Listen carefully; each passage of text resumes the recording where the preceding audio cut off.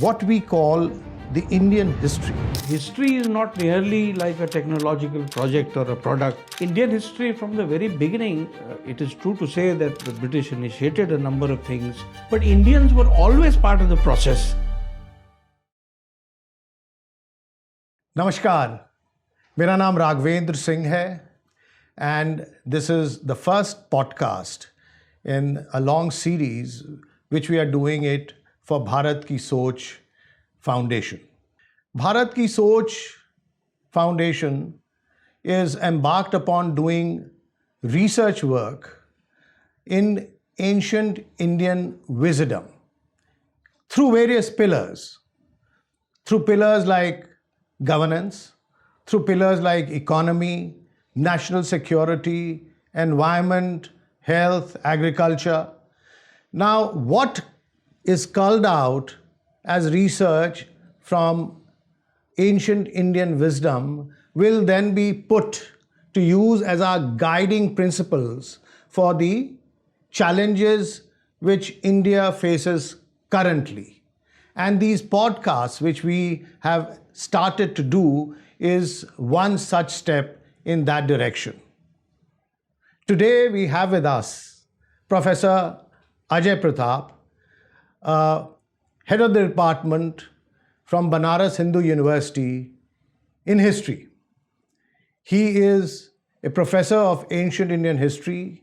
He's also done research work on Janjatiya Samuh of Bharat. He has also taught on science and technology that existed in ancient India, on the environment. All in all, he is very well versed to take forward whatever we can gain and benefit from him in terms of the ancient Indian wisdom. So without much ado, let me address Professor Ajay Pratap. Sir, for our viewers and listeners, can you tell us that what we call the Indian history is basically, and it's my view, a colonial construct. Whatever we have been taught in ancient India, in medieval India, and modern India has been an exercise in colonial construct, though we are coming out of it, right? But what should we actually do to come out of it faster? Well, an extensive but a very interesting question, because in my view, as a practicing archaeologist and a historian of ancient India, history is not merely like a technological project or a product like a bridge, for instance, or something else, a building. Indian history from the very beginning, it is true to say that the British initiated a number of things such as reading of Brahmi inscriptions and so on, but Indians were always part of the process. So it was never exclusively British, because the Sanskrit part of the knowledge input recovered from various inscriptions and so on, the delivery system was through Indian Pandits, Sanskrit Pandits and so on. So the history that is constructed had its biases, notable biases during the colonial period, but Indian history as such was not colonial, it was Indian. So that's my view. And over time it has changed tremendously, because even in that time there was a nationalist stream of writing, and shortly later there was even a left-oriented interpretation of Indian history. So there were always anti-imperial voices from the very beginning of the historical exercise. No, perhaps I'm not able to ask the way I should have. What I wanted to drive at was that the narrative which the British as colonial masters built was, and especially to do with your part of history, the ancient Indian part of history, is that there was an invasion of the Aryans and then they came from the northwest basically to justify their own coming into India. And then thereafter they also said that over a period of time there was waves coming in even during the medieval times. So anything and everything which India gained was because there were people from outside who had come in. The implication being that anything and everything which we had, right, is not so important and preponderant as what became preponderant and important because of that invasion. Yes, as I said, there are the biases of colonial historiography, and population-related quote-unquote speculations were part of that. And I personally feel, through my own reading of the Aryan problem, so to speak, for the last 40 years as a practicing historian, and before that as a student, is that it's not very convincing, and it was never very convincing. It was, I think it was a feel-good sop that the British offered, particularly through the offices of and the writing of the notable William Jones, who was the Chief Justice of the first Supreme Court of India, and he was a philologist, Oxford philologist. So he reckoned that Sanskrit and Latin and Greek and other languages, they were kin in the sense that they had common sort of cognate words and so on, and that this indicated that somewhere in the deep past, somewhere in southwestern Iran, there was a original Proto-Indo-European language, and then people dispersed in all directions and so on and so forth. But at the end of it, it was a political sort of mechanism to make the newly educated class of Indians happy in some way, that if they were working for the British Raj, then that is because they were the British or Europeans were our first cousins, which I don't think works very well. There's no genetic evidence to suggest that. And secondly, it was also a means of driving out of the field, as it were, our own indigenous history for about 15 lakh years before that.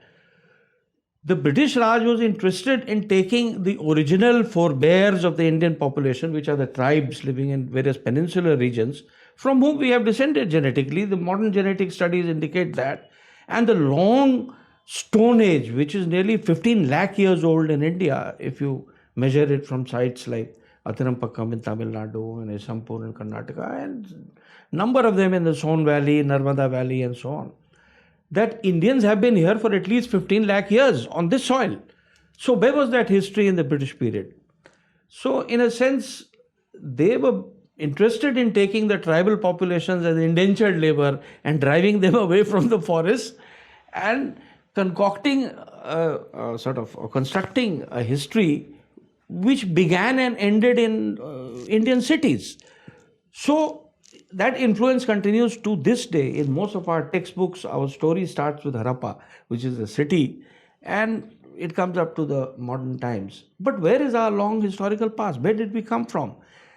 So that part is, of course, a colonial construct. So we need to pay attention, I think, as a teacher of ancient India, that we need to bring in more of our prehistoric past and what was happening in the subcontinent, because the things that were happening were very fascinating by themselves. So, before I come to you asking you a question on the periodization of our history, before I do that, just a small aside, contextually, because what you just said about the Indo-European connect, was it a fact that when all this was taking place and the colonialists were trying to connect our languages, our culture, as part of an Indo-European milieu, social milieu, suddenly they realized that our languages, especially Sanskrit, perhaps predated a lot of other languages in Europe, and that if there was any connect, that connect was because of our outreach, be it overland or be it maritime. well, the point is that a great deal of research has also been done on the oldest Sanskrit, which is the Rig Vedic Sanskrit, and it has been found that it has a tribal substrate, which means a number of ucharans or the number of sort of phonetic aspects of the oldest Sanskrit actually derives from Munda and Orao, if not the Kharwari and the Kolarian languages. Because they were actually there on the Indian subcontinent well before Prakrit or Sanskrit got going. And then again, Prakrit is far older than Sanskrit. Sanskrit, as the name suggests, is more recent because it started really with the sort of coming of cities, or at least as a preamble to the coming of. But Prakrit is in a sense older and it is informed by tribal languages. So the great prehistoric past that already exists, it accounts for a number of languages. It has a linguistic correlate or a component. That's point one. And the Indo-Aryan construct or the Aryan construct was hinged on two or three things for which no empirical evidence or substantiation has been found even now. One was the question of language. A number of people argue that Sanskrit did not come from outside. It began here and went outside, as a matter of fact. Then the idea of a unique culture, that the Rig Vedic period or the Aryans had a unique culture because of which they can be called Aryan. But the excavations, for instance, at Alamgir Pur in Meerut, next to Hindan River, it shows that the Rig Vedic layer, the painted ware, follows directly after the mature or late Harappan, post-urban Harappan. There's no break in layers. So you mean it's a continuity? Yes. The late Harappans who migrated away because of failure of monsoons in the Indus Basin, they were the same people. They came here impoverished and they started with their painted ware. So it's all a question of, at that time people moving from one place to the other. Very true. But that continuity, that thread which sort of runs, it does not really look at a break, so to speak, in the past.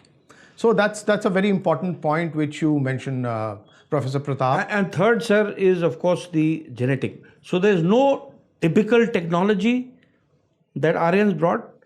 There is no sort of break in layers. So there is no chronological hiatus or evidence that somebody new came in. And finally, there is no genetic evidence for that sort of population movement. So even Sanskritists like the great Pandit Chattopadhyay, who went to the Berlin Conference of Orientalists in the 1930s, he refuted the concept of Aryans even in Berlin, where it was in currency for the very, very wrong reasons with disastrous results. He says the word itself in Rigvedic corpus occurs about 3 or 4 times. Equally, the terms Dasa and Dasyu do not have any ethnic connotations. So the schism that people have imagined that a superior race came in, superior in what sense? So it has to have some empirical evidence, and there is none. So it was a literary construct. So to my listeners, I want to say as part of our first episode that here is one person, Professor Pratap, who has actually through the last 30-40 years taught ancient Indian history, has essentially been trained as an archaeologist from Deccan School, has this to say that there has been a continuum from earliest times to the Rigvedic times in our country, and there is no such thing that there was someone who came from outside and gave us something new upon which we could base our culture on. And this hiatus, which was again a colonial construct which existed between the Aryans and the Dasyus, is actually something which really did not exist and has come up as a part of a deliberate narrative.